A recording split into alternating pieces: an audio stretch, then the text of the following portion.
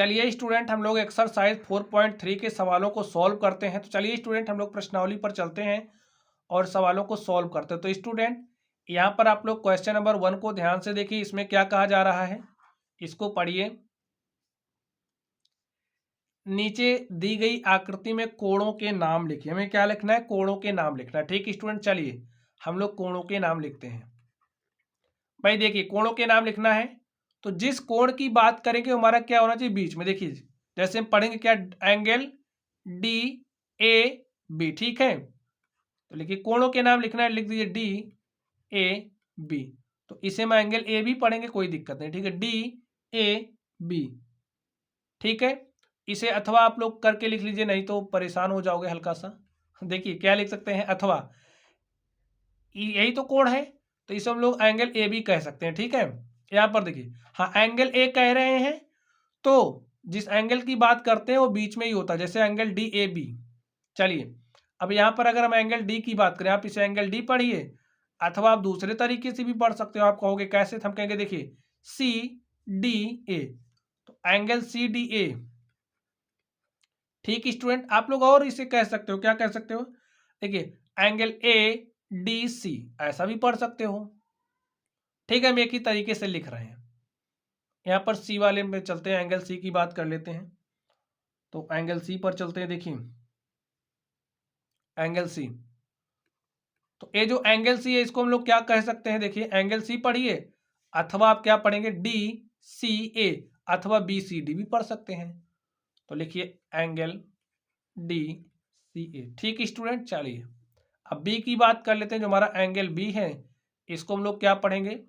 Angle B कहिए, अथवा आप इसे क्या कह सकते हैं? देखिए A B C, angle A B C. Angle मतलब कोण ए बी सी। ठीक है स्टूडेंट, तो आप देख सकते हैं इस तरीके से हमने इसको लिखा। नीचे दी गई आकृति में कोणों के नाम लिखने थे, तो ये जो कोण आप देख रहे हो, angle A, angle D, angle C, angle B, तो हमने इनका नाम लिख दिया। ठीक है, चलिए अब हम लोग अगले नंबर पर चलते हैं और देखते हैं हमारा अगला क्वेश्चन क्या है। तो यहां पर आप ध्यान से देखिए, इसमें क्या कहा जा रहा है, संलग्न आकृति में वह बिंदु लिखिए जो, हमें उन बिंदुओं को लिखना है जो, चलिए ए नंबर में देखते हैं, जो एंगल डी ओ ई के अभ्यंतर में स्थित हो।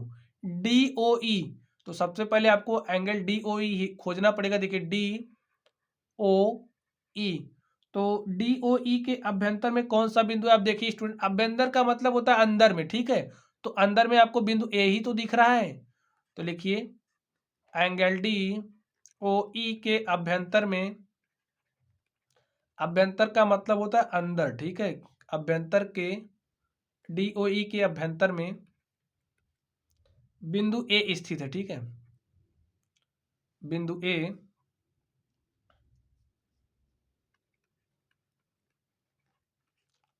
ए स्थित है। चलिए बी नंबर पर चलते हैं। इसमें देखिए क्या कहा जा रहा है, एंगल ई ओ एफ के बहिर्भाग में स्थित है। ई, देखिए ई ओ एफ, यही है ई ओ एफ। तो ई ओ एफ के बहिर्भाग में क्या है स्टूडेंट? देखिए ई ओ एफ के बहिर्भाग में, तो इसके बहिर्भाग में भैया बिंदु हमारा सी है, और इसके बहिर्भाग की बात करा बिंदु हमारा यहाँ पर ए हो जाएगा, और यहाँ पर बिंदु डी है। ठीक है, लिखिए एंगल ई ओ एफ के बहिर्भाग में स्थित बिंदु, बहिर का मतलब जो भी बाहर है इससे। ठीक है, बहिर्भाग में स्थित बिंदु, तो स्थित बिंदु कौन कौन से लिख दीजिए। यहां पर देखिए ई ओ एफ के बाहर क्या है? बिंदु सी है, और देखिए यहां से देखिए बिंदु ए है, और यहां पर भी एक बिंदु बाहर है, वो है डी, तो सी ए डी है। ठीक है, चलिए अब हम लोग सी नंबर पर चलते हैं और देखते हैं इसका सॉल्यूशन क्या होगा। एंगल ई ओ एफ पर स्थित है, ई ओ एफ, ई ओ एफ पर क्या स्थित है? बी। ठीक स्टूडेंट, और क्या स्थित है? एंगल ई ओ एफ पर स्थित है। बिंदु की बात कर रहा ना, तो जितने बिंदु स्थित है सबकी बात करेंगे। ठीक है, देखिए एंगल ई ओ एफ पर स्थित बिंदु, सभी बिंदुओं की बात करेंगे जितने बिंदु स्थित है, ठीक है, पर स्थित बिंदु। देखिए स्टूडेंट, भाई ई ओ एफ इसी एंगल की बात कर रहा है, तो इस पर कौन कौन से बिंदु, यहाँ पर ई है, यहाँ पर बी है, और देखिए यहाँ पर ओ है, और यहाँ पर एफ है। तो लिखिए ई बी ओ एफ। ठीक स्टूडेंट, चलिए अब हम लोग अगले प्रश्न पर चलते हैं और देखते हैं हमारा अगला प्रश्न क्या है। Question number 3। तो इस 3 नंबर को आप लोग ध्यान से देखिए। दो कोणों की रफ आकृतियां खींचिए। हमें दो कोणों की रफ आकृतियां खींचनी है, ठीक है, जिसमें उनमें एक बिंदु उभयनिष्ठ हो, उनमें दो बिंदु उभयनिष्ठ हो, उनमें तीन बिंदु उभयनिष्ठ हो, उनमें चार बिंदु उभयनिष्ठ हो, उनमें एक किरण उभयनिष्ठ हो, उनमें एक किरण उभयनिष्ठ हो। हमें कुछ इस तरीके से खींचना पड़ेगा। देखिए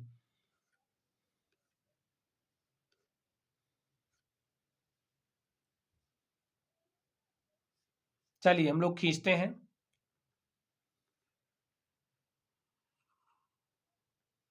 हमें दो कोण खींचना है, उनमें एक किरण उभयनिष्ठ हो, ठीक है, तो हम पहले से ऐसा खींच लेते हैं, एक किरण उभयनिष्ठ हो।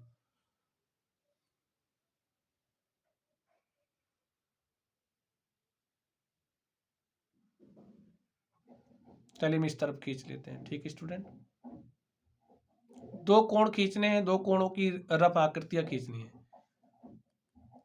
तो देखिए एक कोण हमारा ए हो गया है,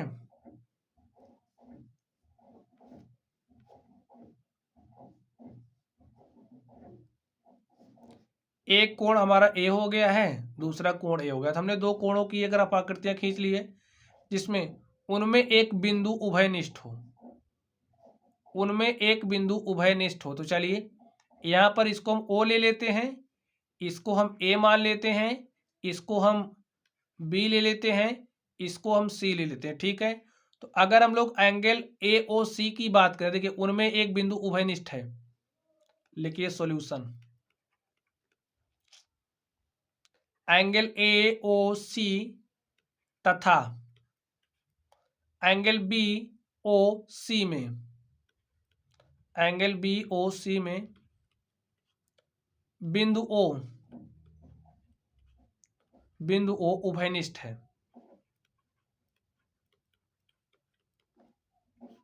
ठीक स्टूडेंट, चलिए आगे देखिए, उनमें दो बिंदु उभयनिष्ठ हों।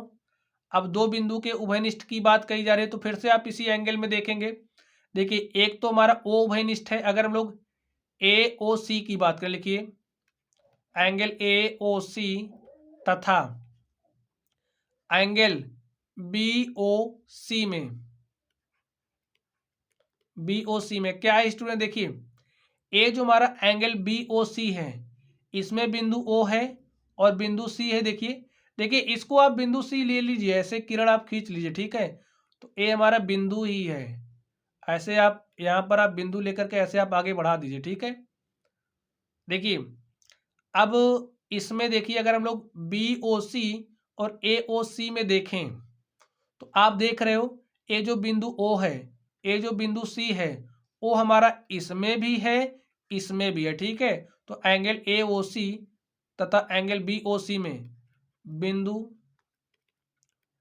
ओ और सी क्या है, उभयनिष्ठ है। देखिए ए इसमें भी आ रहा, इसमें भी आ रहा, बिंदु और ओ और सी क्या है, उभयनिष्ठ है।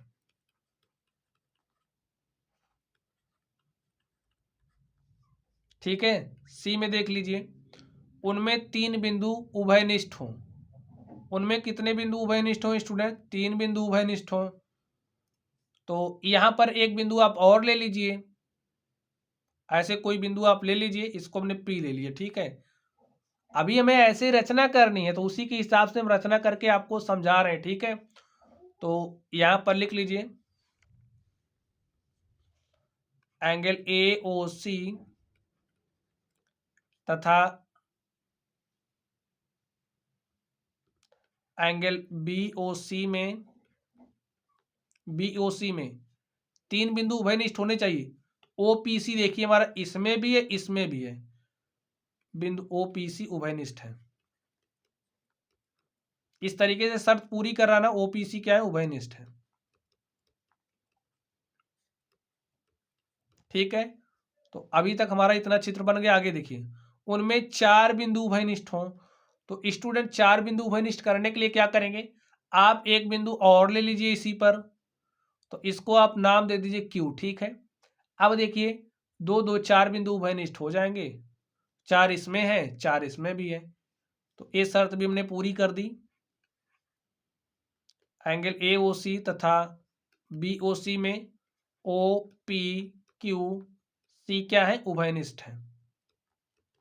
ये शर्त पूरी हो गई। आगे देखिए, उनमें एक किरण उभयनिष्ठ हो, तो स्टूडेंट अगर हम लोग किरण ओसी की बात करें, किरण ओसी क्या है, एंगल ए ओ सी और एंगल बी ओ सी में क्या है, उभयनिष्ठ है।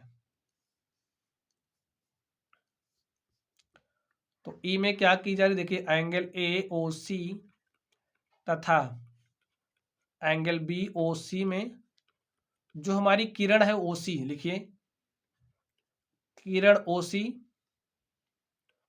उभयनिष्ठ है। ठीक स्टूडेंट, आप देख सकते हैं हमने सारी शर्तें पूरी करके हमें जिस कोण की रचना करने की बात की जा रही थी हमने वो कोण बना दिया। तो यही हमारा क्या है, ओ एंगल है। वो 2 एंगल बनाने थे, जैसा कहा गया था हमने वैसा बना दिया। ठीक है, तो स्टूडेंट आप देख सकते हैं इस तरीके से ये जो हमारा क्वेश्चन था हमने इस क्वेश्चन को सॉल्व कर लिया। तो स्टूडेंट चलिए आप लोग पढ़ते रहिए, अगर आप लोगों को कोई भी डाउट हो तो आप लोग कमेंट बॉक्स में कमेंट करना। वीडियो पसंद आए तो वीडियो को लाइक कीजिएगा, चैनल पर नए हो तो चैनल को सब्सक्राइब कर लीजिएगा। तो चलिए आप लोग पढ़ते रहिए। Thank you.